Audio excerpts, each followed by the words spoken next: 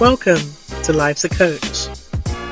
Our mission is to empower individuals like you to take charge of your life, discover your purpose, and elevate your performance to new heights. Each week, we'll be diving into engaging discussions, introducing you to valuable tools from the coaching world, and giving you different perspectives on individual development. Whether you're seeking clarity, motivation, or a fresh perspective, we've got you covered. Again, welcome to Life's a Coach, where the power to transform your life begins now. Welcome to Life's a Coach, guys. My name is Eric Claremont. Today, we're going to be discussing building confidence, stepping into your power. And today, we have life coaches Jean, Sophia, and Avril. I'm going to pop things off, guys, by putting you on the spot and asking you, what is an area in your life that if you have previously lacked in confidence and that you've spent time building and now feel that you have? And there's a second part to that question. How did you build that confidence in the area? I'm going to go with Avril. As you usually do. I'll be a gentleman. I can think of a few areas. However, one that comes to mind actually is, funny enough, public speaking. Right. I developed an interest in stand-up comedy at one point in my life, and I went for it. And I must say, initially, just being on stage and speaking to a large crowd of people is something that I lacked confidence in. Right, I was good doing jokes with friends and stuff like that, but going on a stage and then talking to people, that was a whole different ballgame.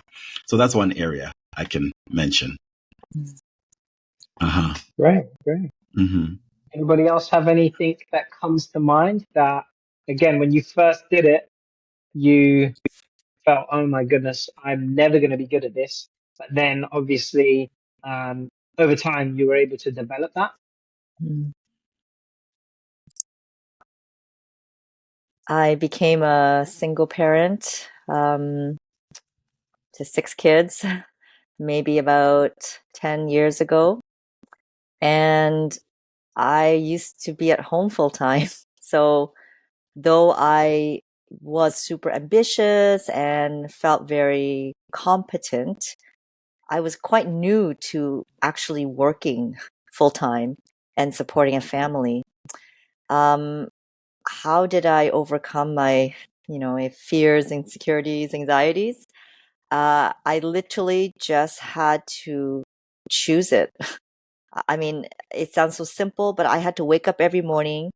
Maybe not everybody gets in a situation where it was like dire, like I must get myself up, dressed, and out the door to make money for my family's survival. But it sure helped. So, of course, the first place I go as a full-time career is to the gym because I just knew what are 2 things that I do every day or that I did every day before, I was financially on my own was I worked out and I wrote. So that's kind of how I chose a career to step into. So you could imagine, again, that's the second part, going into the gym, being a newly minted fitness trainer, and a lot of confidence was built just by showing up and doing it. Yeah, definitely. Loved what you said, Jean. It made me think that most of the times to build confidence, it's by repetition of some of the things. When things are new, we are never comfortable, I would say. Just at this moment, I'm starting a new function. And although it's about everything that I love, so mentoring, coaching, learning, and development, every day I feel like, oh, this is not my place. But it's just because it's new, right? And when both of you were sharing, just Avril and Jean, I thought about that sentence that says, fake it till you make it. But I build on that. I think it's do it till you become it. And this, it's much different because the fake part, it's something strange. It's just like, this is not ours, so we will fake it. And if we do something I think that we are integrating the part of becoming something. Absolutely. It reminds me of the quote, just, everything is hard before it's easy, right? Just as we walk, learn to walk, right? Imagining taking our first steps, how difficult that is for us to even just keep our balance, to, maybe, less than, within the space of a month, 2 months, we're trying to climb different things, right? I think that's a great, example, right? Of how babies, right? We almost need to be like babies and not worried about failing, about how many times you fall on your butt, right? And obviously getting back into it and actually just trying Yep. again, What? right? And as you said, I think taking we to make missed Eric there. What was the quote he says? He said, everything is what? Did anyone catch that? I think he said everything. Oh, everything is there hard he before goes. it's easy. He's back. Sorry, I'm back. Yeah, Everything. gotcha. Yeah. He said, Everything everything is is hard what? before Sorry, it's Eric? easy. You got me? Everything is hard before it's easy. Oh, gotcha. Yeah. So what was your thing you had to overcome, Eric? Good question. I would say, getting into coaching, because I was in a different type of coaching before. So I had to learn a lot of my kind of bad habits, I would imagine. I was in sports coaching, which is very, even though it has coaching in the title, it's a very different, type of coaching, right? So, I would say that it's almost more difficult to unlearn all of your bad habits, from sports coaching to now relearning, things like active listening, right? You'd imagine that within sports coaching that you need to be a good active listener, and you probably do, but, there are other important aspects that have come to the forefront. So, um, I think learning the right way to listen actively, things like mirroring back to people what they're saying, the ability to hold space, which obviously, as you probably know, I'm still working on. And yeah, just generally, um, the process of becoming a coach. And I think that comes with wisdom and also understanding of people, right? So yeah, I would say that that's a journey that I'm definitely, I'm on that journey, rather than anywhere near done. So no, that's interesting. But I definitely think, the confidence competence loop comes up here for me, where confidence, obviously building confidence, usually comes with you improving in an area. And as you improve in the area, you also build confidence. So it's kind of like a reciprocal cycle that kind of builds on itself, really, right? But it's interesting, super interesting. Yeah, for me, going back to how I got more confident in it, it's similar to what everyone's saying. You just continue showing up, right? You keep on showing up. For me, in when you're doing something like stand-up comedy, you have to do these open mics, right? And the more open mics you do, the more time you go to those open mics, which are not necessarily the main gigs that you do, although but it's just for practice. So the more open mics you go to different crowds, different locations, if you can, different parts of the city, to make sure that, your jokes are as funny for different diversity, demographic kind of thing. But ultimately, it was one of those things. I remember I read in a book about stand-up comedy. It says, if you can do 50 sets a month or 50 sets every 2 months, what have you, it's just the practice of just getting there. Before you know it, it's like, oh, you're not even so self-conscious anymore. But it's just, the more you do it, the better it gets. But I think for most people, just with the topic you're talking about, confidence, I think it's the getting started part of it. Getting over the nerves and getting over the whatever mental barriers we've already put on the thing before we even started is Yeah, that's what I think. Mm. Hmm. What about for people who are not exactly at the beginning and they are, let's say, mid, okay? Maybe Mhm. even just past beginning.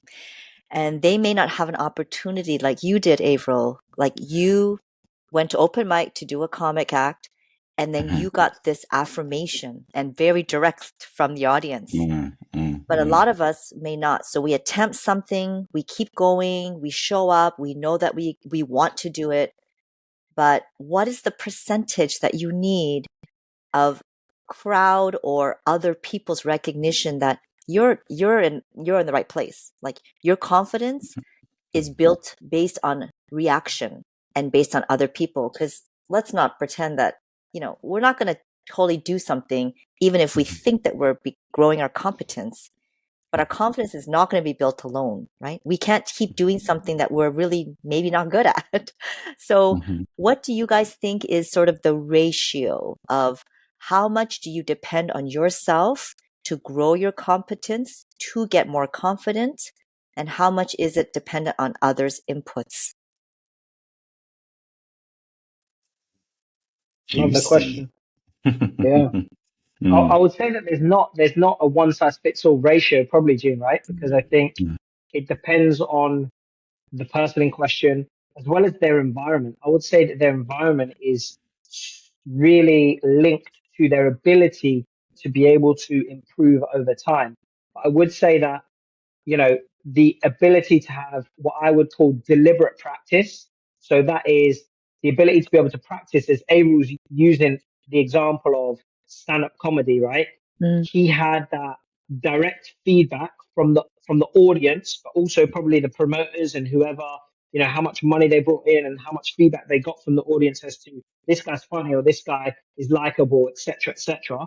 mm, So I would say feedback, but also the ability to have like mentorship, right? Mentorship and coaching mm, mm, to to to kind of advise on areas of strength that you need to keep harnessing. That's one thing of coaching that I feel is not probably harnessed enough. We're worried too much about our weaknesses rather mhm, than making our strengths super strengths. So things that mhm, come naturally to us. Usually our strengths are the things that we really enjoy, mm.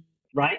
Yes. So like digging into those strengths, but also developing in areas of improvement, as you're mentioning, and then creating an action plan for improvement. So as you said, look, for me as a coach, perhaps, I realized, and you can also watch direct feedback. So as a coach, I might rewatch back my coaching sessions with my clients. I Mhm, may, I may have you as a mentor or friend look back at also my coaching, but within that, I may identify, what I was talking for 50% of the time, and the client was talking 50% of the time. I feel as if this area can improve, by me only talking 30% of the time and then talking 70%. So mhm, here's my action plan to be able to improve. Um, so again, I don't know if I answered your question correctly, but mhm, basically the ratio, I think, depends. But I think what the important part is that feedback loop and action plan and coaching that is mm. super important to develop in anything over time. Yeah. Thoughts, anyone? Mm, Yeah. Mm, Feedback for sure. And the environment part you said, Eric, I also think it's very important because it depends on who are you surrounding mm, yourself with and where do you want to go to. Because imagining in a real situation, if you're surrounded by people who don't appreciate stand-up or who don't know the benefits of it or who don't go a lot into it, maybe you're getting some feedback that it's not helpful for you. So I would say that mm, it's also important to maybe your environment, your best friends can be your best friends for a lot of things in your mm, personal life, considering a career, considering a situation that you want to go and jump into a different world from them. mm, Maybe they are not the best people to build upon your confidence. So the example that you are giving, Eric, and on ourselves as coaches, this group, right? Just mm, sharing with people that we know that want to build or want to reach or are already on that stage that we also want to be in. And adding to this, and I think that, or Eric or Jean mentioned, no, it was Avril that mentioned in his example, the learning part. Go for the best, search for the best in that specific field. Yeah. Jean mentioned your situation about becoming again on the work environment, right? What would you do? And you get to fitness. So go search for the best on the fitness area. Who is doing like the top of the tops? I think that's the best learning that we have. And maybe we will not be exactly like them, but maybe we don't want to be exactly like them, but we are learning from the best. I would say that this helps a lot on building confidence. Of course, there's the mindset also part of it. So having a growth mindset, I think it's very important because the difference on being on confidence on a line and going up or going down, it's just like, it's, I don't know how to say it in English, sorry, but it's like just a little leap of faith that can build you up or can knock you down. Awesome. It's beautifully said. Beautifully said. I totally agree with everything you're saying. You know, and you know, Jean talking about the ratio, and Sophia talking about the people that we surround ourselves with. Totally, that's what I ended up doing, and what most comics do actually is we move in little groups or packs, right? You typically have a team of you, find like-minded people, like we travel as comics. Oh, this week, guys, are we hitting that open mic spot this week? So you sort of like surround yourself with other comics that are also beginning and trying to do what you want to do, like-minded. And the thing is, sometimes talking about feedback, sometimes it's really, yes, you can go into an open mic spot, or you can actually do a gig, a show, and the crowd may not like you, or the crowd may like you. You may, you know, not do so well that night. But the feedback, typically, yes, one would want to get it from the crowd, but it's also the one that I take more serious is what's coming from my fellow comedians that I've been traveling with, that know me, that know my style, that know what I'm trying to do, and that also know the ups and downs of the game. You know what I'm saying? Yeah. So those are the guys who are like, when you might think, oh, today I bumped. And they're like, actually, yeah, it feels that way. But you actually, from last week, you've actually improved your confidence. Your posture, that joke, the way you did it was this, you know. Or sometimes you may go thinking, okay, yeah, this one did it. People laughed. But then you get someone who just, you know what, in another place, this is not going to work. So it's just, again, going back to the people you surround yourselves with. Right. And I noticed that with the group of comics that I was working with, or the team that I had, is that we all had certain idols who we also idolized in the stand-up comedy world, who were doing it. So you also, going back to what Jean and Sophia was saying, is about you see who's the best or who's killing it, then you study them and try work towards that. If it's someone with something that you want yourself, like if he's the style that you want, kind of thing. So I'll say, yeah, the ratio is, I wouldn't know what it's like 50-50, whatever, but there isn't a huge element of, you know, confidence coming from inside, on building yourself from inside, but also getting the feedback from outside and getting that validation too. Sometimes we need the validation from the outside, you know. And I love what you said, Sophia, about how, you know, our best friends sometimes may not be the best people to go to with certain life changes. Or things that we're trying to build confidence in, because, or even family members, and it comes out of love. They're coming out of love, but sometimes they can easily project their fears on you. You want to start a new business. No one in your family has started a business before, you know. So they may not be the best people to give you advice, you know, because they're also speaking from fears and all that kind of stuff. So yeah, I just want to say I totally agree with that as well. I agree with that. Sure. Yeah, I bring in another side, left field. So as we're talking about confidence, I'm wondering, what does confidence look like? And I'm going to present 4 different scenarios, not to pit against each other, but just out of interest. I'd like to know what it looks like from a masculine and feminine differences or similarities. But I also like to pose different stages of life because right now I'm thinking about the knighthood stage, right? Sort of the young 20s, 30s, especially in the men. Confidence may present very differently than maybe a male in his midlife, past career, right? So if we look at masculine and feminine, also look at stages of life within masculine and feminine. Please and thank you. Wow. Ooh. Dropped the bomb there. Jean went into the rabbit hole. She just dove straight in. She's like, "Hey guys, you coming to play? You coming to play?"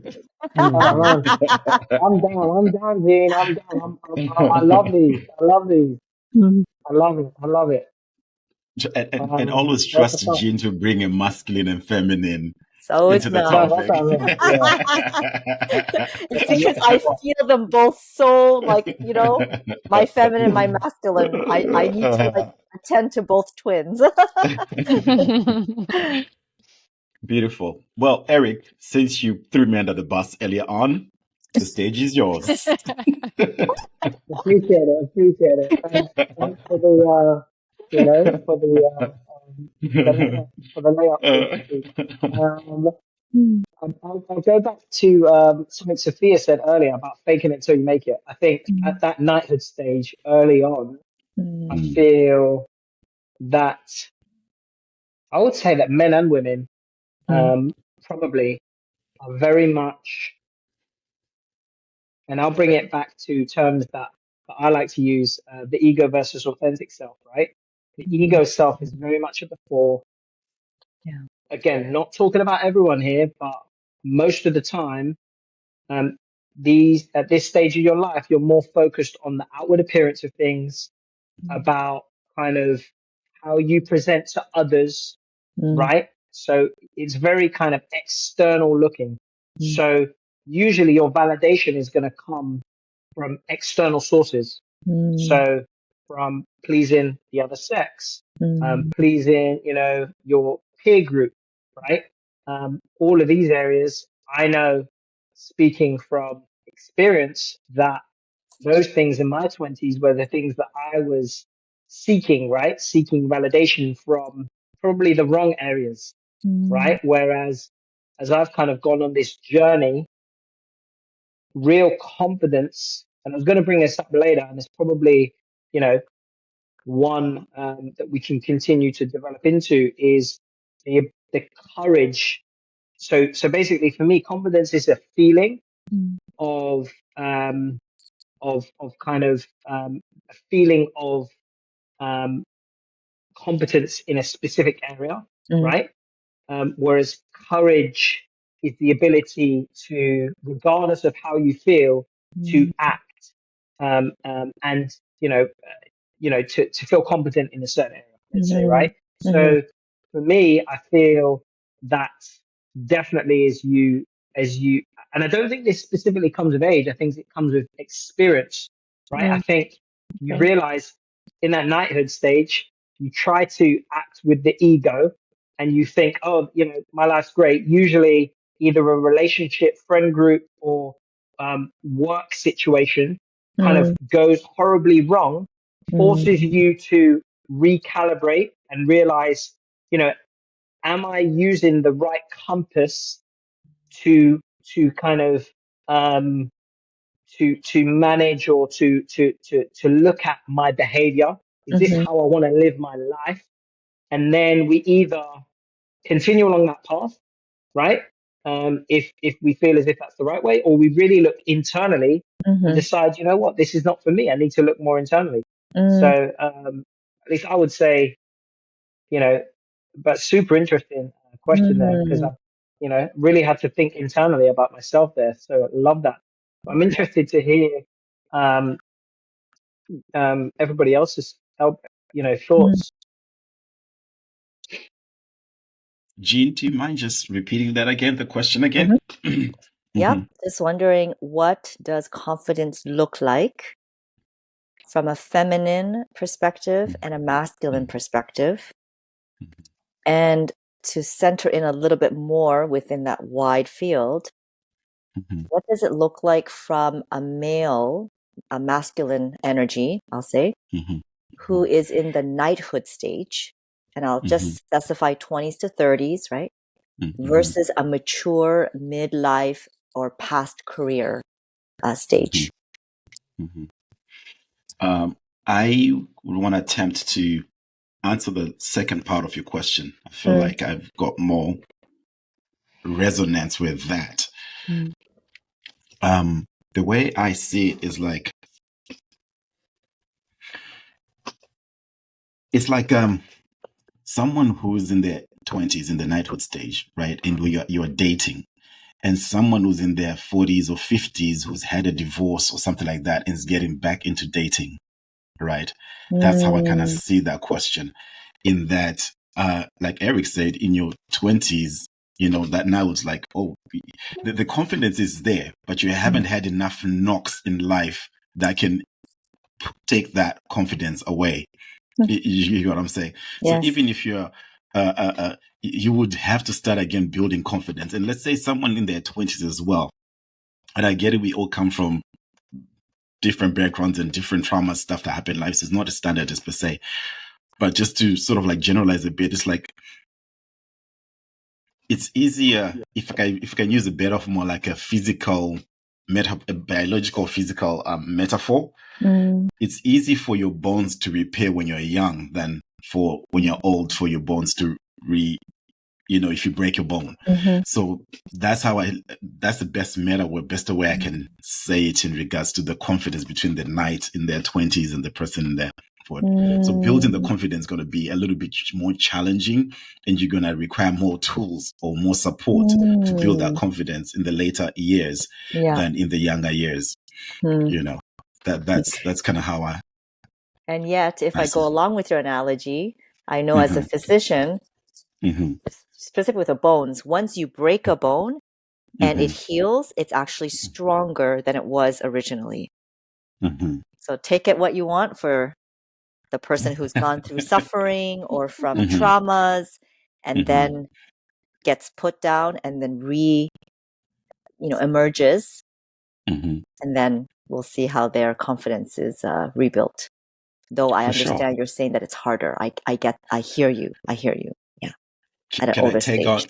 Can I take on to what you just say? Because it just go for it. Added on to that is that another flip side of it as well is that the comeback as well. So as much as I was saying, it may be harder for someone who's in that age to come back because they've had too many knocks in life, right? In terms of confidence.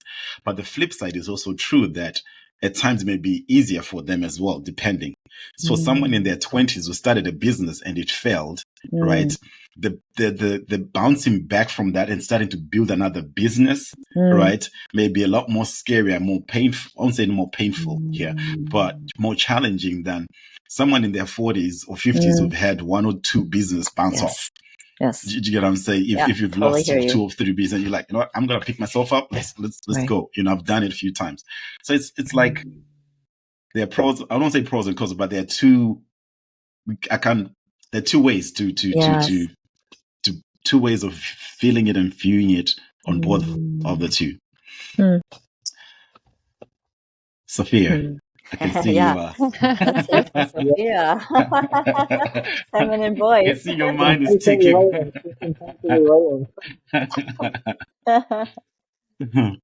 While I was hearing, I was thinking about maybe I'm going to take this very in my personal life and what happened to me. But I think it was Eric that was mentioning about what we look from the outside. When I was growing up and very much younger, that part was so much important than all the other things. How I looked to others, how I dressed, how I, whatever, the external part of it helped me build confidence. Like how I dressed, it was a way for me to be more confident in some things that I showed up. And now, through all the experience that I got and mostly about the lessons that I learned. And as we know, once we get old, all those things change and change drastically. And I think that confidence comes from within. It's a more solid way of being in the world. And even if we still can put some importance on how we look on the outside, how we look on the inside, it's much more important to our confidence. I'm relating this more to feminine energy. I don't know if I'm being correct on this one, but Jean, you will definitely help me on this, on that. But that's what my thoughts came when I was hearing all of you. Yeah. Yeah, I definitely can add to that from a feminine voice. And I'll actually use a very specific situation. Eric, when you first asked about our confidence of what we used to not be able to do and now we can, I was thinking the opposite about me. Like, so me as a woman, I just turned 51 last week. So in my early, 20s, right? Like I'm doing me, right? I have all these ambitions, I'm dating. I married quite young. I was 24, sorry, I was 24. I got married and became a mother at 25. So that part of my feminine, I guess, being attractive and wanting a relationship with the opposite sex, it really went to sleep for a long time, obviously. And then now I'm single again at mid-age, right? And I will tell you that as much as I say, oh, my competence as a woman has been like tenfold, right? I've been working on myself. I've seen myself in multiple different environments and situations and like relationships of all kind. And yet, and I will admit this like to you guys and to whoever else is listening, my confidence to be like, I wouldn't just say attractive. I think that's kind of too shallow, but to be good in like a relationship with the opposite, a romantic relationship, I kind of feel like it may not even be where it was at 20. So I'm a little bit conflicted because this confidence thing doesn't apply in this in this moment for me in the dating scene. Doesn't? Interesting. It does not. No. Yeah. That's interesting. I would say that, so, just so that I understand correctly, right, Jean, that you feel a lack of confidence within that specific area. I feel a lack of competence and confidence in being like in a romantic relationship, even though I feel competent and confident in myself, right? So maybe that was more lacking in my 20s in myself, but relationally, I was like all in and like, who wants me, Got it. Now I'm like, Got do it. you want me? Like, Isn't that because you had this is where I feel that courage trumps confidence, in the sense that back then you felt as if you like had it all figured out, right? And you had this feeling that, oh, I have the answer. I know exactly the type of person I want to be with, and I'm happy and gung ho. As similar to what Sophie is talking about, right? We use all of this external validation, and as long as we're getting positive feedback on that, we feel, for want of another term, fulfilled, right? We feel fulfilled when realistically we're not actually being fulfilled. There's a difference between feeling fulfilled and being fulfilled. Versus now, you have a much clearer sense of who you are. So now you're not going to settle for what 20-year-old you used to settle for feeling fulfilled. You're much more centered on being fulfilled. So now your bar used to be down here, and now your bar's raised tenfold, right? Because you know you deserve much more you have so much more clear expectations of what you're worth and who your time is worth, that now I don't think that's a lack of confidence. I think that's actually you raising the bar for everyone else, right? Remember, the bar used to be so low Yes. for the external people in your life, right? Mm. Like, oh, if you, and I'll be honest, same for me. You give me some attention and some affection, and yeah, man, we can be friends. You know what I mean? Right? Versus now, Right. I'll be honest, man, I was a bit of a love, giver everywhere, right? Yeah. Well, Yeah. Yeah. later, Yeah. but now, do you know what I mean? Like it's completely changed. Your Mm. standards have completely changed. So, you're just like that feeling of indifference I feel Yes. inside of you of, potential romantic partners and what you're going to accept is actually probably, I would say your authentic self saying, Gene, like, you sure about this? Do you know what I mean? Are you Yes. sure?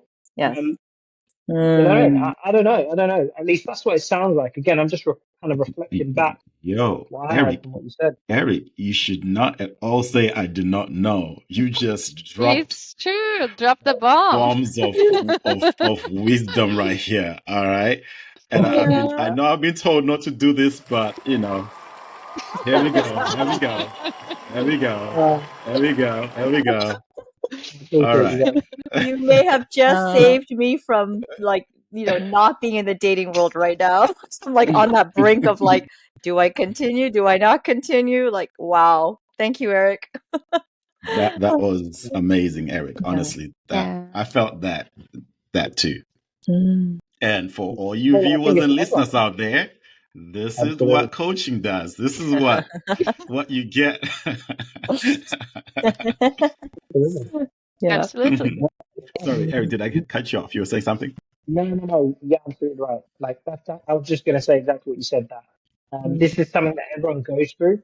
Um, Unfortunately, some people don't get to this point, right? Because again, what I think, like we're talking about again, the courage to raise your standards, to have I Yeah. would say, a higher level of confidence, right? A Mhm. deeper sense of confidence. And within that, it takes, within that kind of in the middle somewhere. So again, I put like kind of confidence down here, courage, what like way higher up here, but somewhere in the middle is this other C called comfort. And if we're too comfortable, then we're going to stay at the same level of this confidence. Yeah. You know, like I go back to again, Gene, in your role, right? Or sorry, in your relationships, right? Mhm. You having that confidence to now go beyond your comfort zone, right? Get out of a relationship that was not fulfilling you, and Yes. now into now happier life, right? Everyone kind of goes through this, whether it be a job, whether it be a friend group, whether it be a relationship, like whatever it is. Mhm. They go through this period where if they're too comfortable, even if they don't feel fulfilled, they stay in their same patterns, right? So, um, you know, like there's a great Sorry, quote. You can't apologies. do that again. Not two No, times no, in no. once. But, My bad. but yeah, no, I was just kidding. But basically, there's a really great quote from a guy called Brian Johnson, and Mhm. it's kind of the question of, do you want to be entertained or do you want to be actualized? And it's that like kind of level of understanding of, look, like, do you want to just feel comfortable or do you want more for your life? Do you know what I mean? Mhm. But I want to like kind of add on to Gene's question to like, because Sophia kind of mentioned that oftentimes adversity, leads to growth, new standards, right? So as we begin to kind of close, a lot of people listening are going to be going through their trials and tribulations, and they're going to be maybe going through something difficult right now, right? Everyone's kind of going through um, their own issues, their own difficulties, right? Mhm. So how can we find meaning and fulfillment through this adversity in Mhm. life? Like, what's the the steps that we need to take in order to find meaning out of, I guess the difficult things that happen. Can you repeat the question again? So I'm just saying, basically, we've spoken about the need to obviously build confidence and courage. And oftentimes that comes from adversity, right? It comes from difficult circumstances, difficult situations. So for our listeners who are going through those difficult circumstances, situations, how would you advise them on steps to take to use that adversity to be able to grow and feel fulfilled in the future?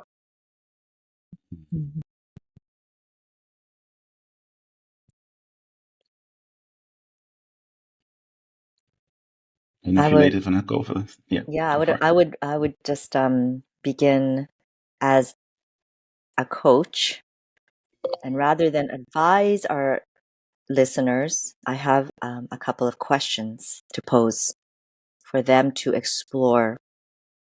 So first of all, my first question would be, when in your life have you felt this similar lack of confidence? Describe some of the emotions and the associations. If you can put yourself back in that moment and describe either out loud or on a piece of paper, what were some of the feelings? What were some of the associations that you experienced during that moment? And then moving forward, as we're trying to reclaim confidence, a follow-up question would be, can you imagine yourself currently or maybe in a future setting? Imagine the environment, the people around you, and what you're doing, how you are feeling in confidence. And can you bring that into your body now?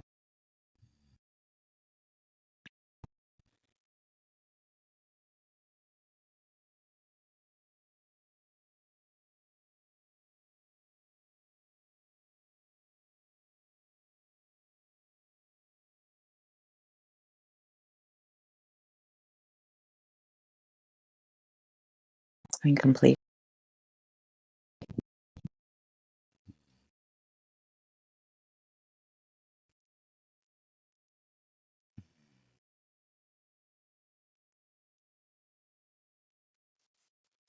Yeah, I felt that. Thank you, Jean. Thank you, Jean. Yeah, I'd say for all the listeners out there and those who are watching, it'd be cool to go back and just go over what Jean suggested, those questions. There's definitely something there. I felt it here, even in this podcast.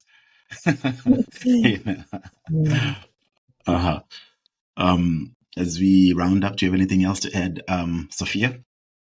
I think that Jean said just it your all. final thoughts. Yeah. Okay. Yeah, Jean said it all. It's more about experiencing in our body, giving some time to ourselves and breathing in, and also getting conscious that in face of adversity, as you were saying, Eric, we survive. So what we are seeing it as a dead end, normally it's not.